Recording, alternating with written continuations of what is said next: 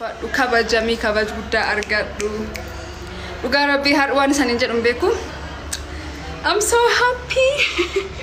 Ansifko I'm so happy dude waaqa waan jedhu yuun beeku waan sin jedhun beeku garuu galatoom ulfaadhu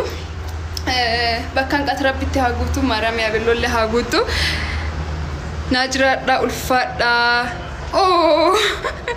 keriyo beletti ansif har ansif gudina tolche mamush gudina tolche kingon gudina tolche nasir namichfa nahili wan sanin jedhum beekme nahili aske jirate mamush aske jiratan filadha sirbisani bana filadha waka ansif waka bis bakana gaduga rabbi kabajam ulfaadhu heddu galatomi wan sin jedhum be garu galatom tab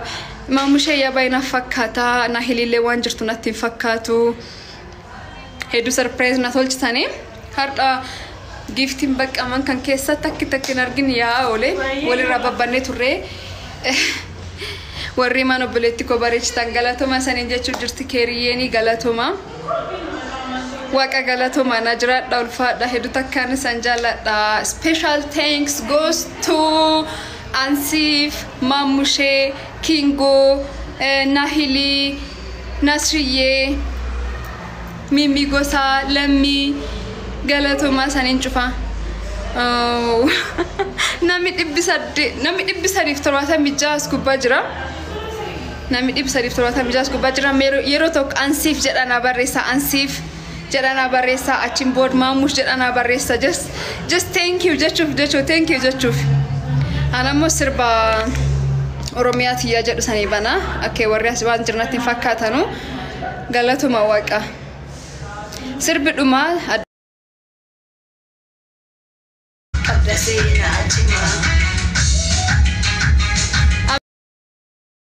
thank you sirbi dhumati mamushe jedhana barreessa mamushe galatom na jedha mamushe galatom Kingo Romo galatom na jedhani nahili ko galatom kuye koitu matale Oromia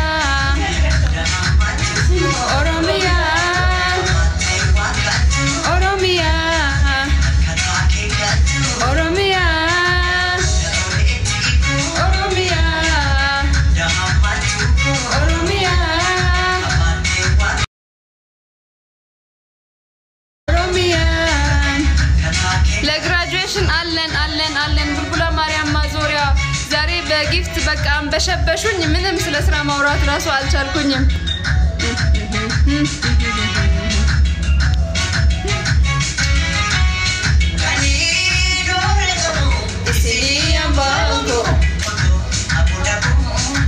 ወዬ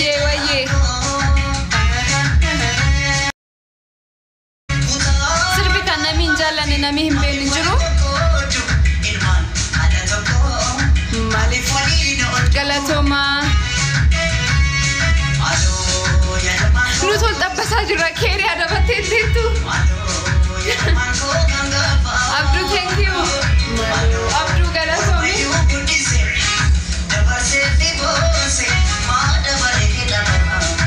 abrat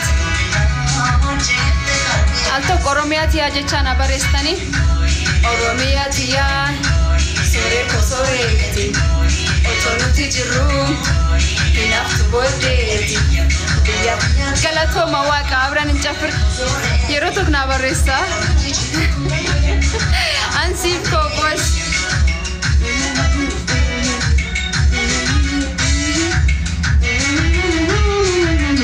Romi koti galate fadun Ansif Mamush what happened galatoma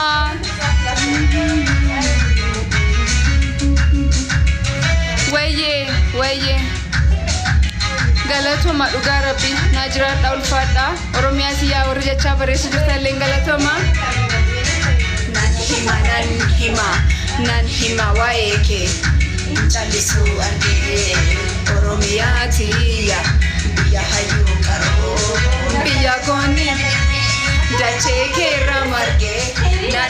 nan hima qabda seenaa Keri mal jecha jirta koy maal jechaa jirta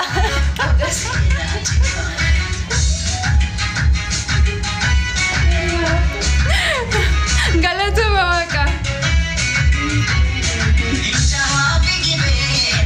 Galatuma I love you all thank you so much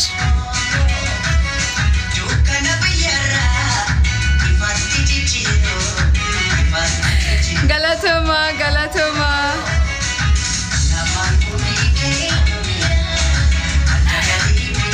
Oromia